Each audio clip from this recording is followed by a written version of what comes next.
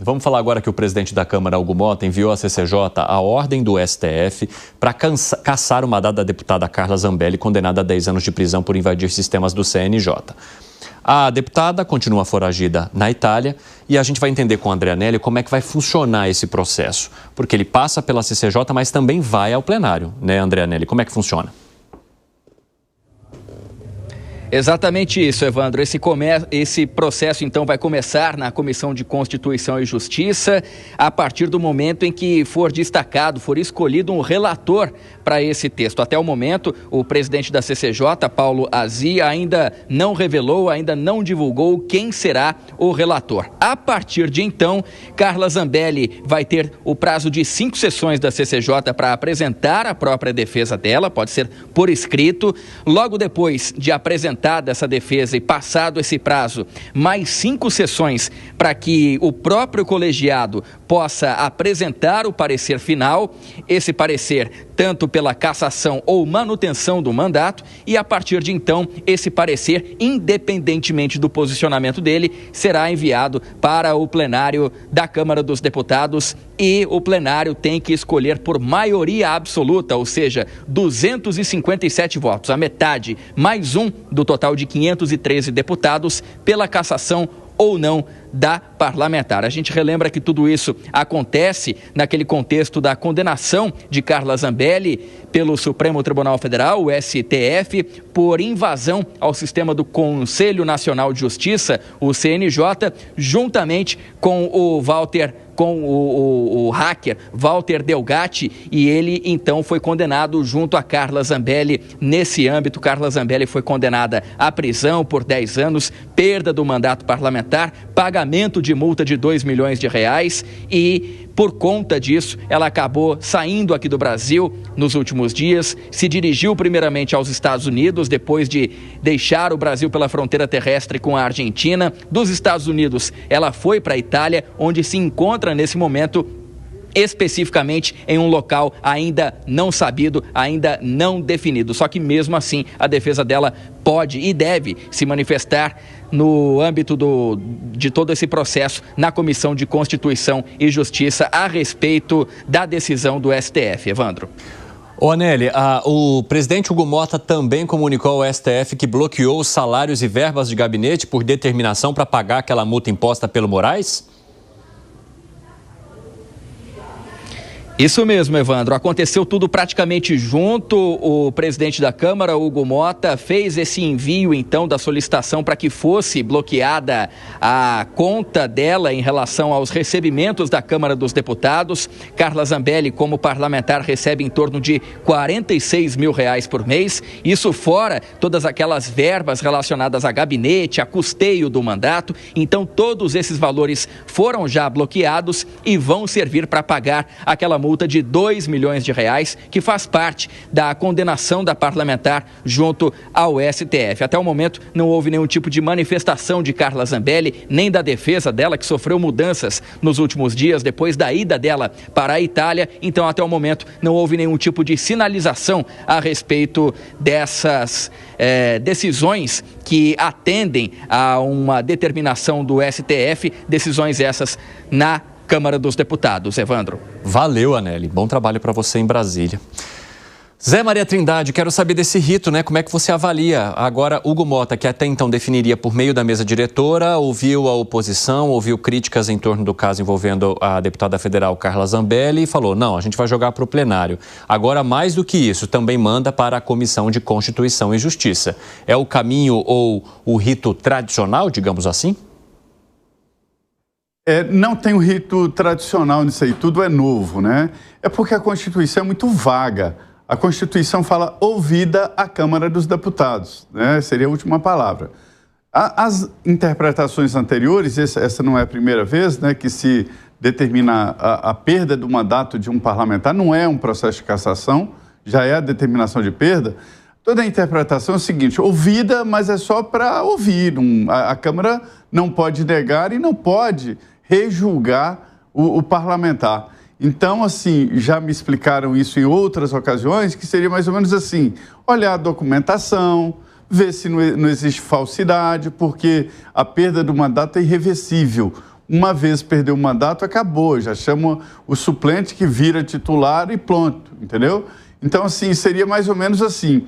Mas cabe a interpretação de se é ouvida a Câmara, tem que consultar sim ou não no plenário. Acontece o seguinte, a Carla Zambelli, ela não goza de uma popularidade muito grande na Câmara dos Deputados, ela não conquistou isso na Câmara. Só que o momento é de disputa com o Supremo. Então, um recado para o Supremo no sentido de negar a prisão é possível. Já estão me falando assim, olha, depende do clima no momento da votação. É preciso maioria absoluta para confirmar, 257 para confirmar a prisão. É muito complexo isso, muito complexo, porque a última palavra tem que ser do Congresso. Quem extingue o mandato é o Congresso Nacional. Mas se fosse só para dizer sim, a Constituição não teria dito ouvida a Câmara dos Deputados, né? Então, na Comissão de Constituição e Justiça é para ver a legalidade, para ver a autenticidade, né? Eu achei bom mandar para a Comissão de Constituição e Justiça. É que todos acham que esse crime, especialmente esse, não envolve direito de expressão nem nada, né? É muito grave. É uma invasão nos computadores do Conselho Nacional de Justiça e mandar prender o ministro do Supremo. Mas é um momento em que o Congresso está meio arrepiado com o Supremo. Pois é, Zé Maria Trindade, tem essa questão, né, como pano de fundo, não é um momento natural, já é um momento de estresse, né, em que a corda está esticada. Fala, Gani.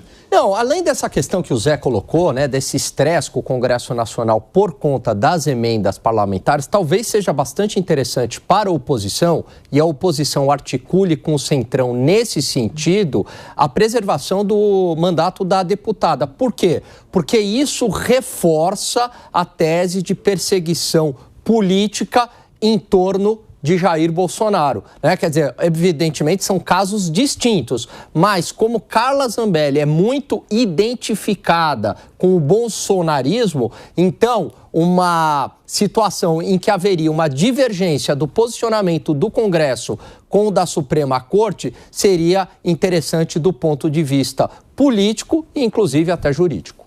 Fala, Segre.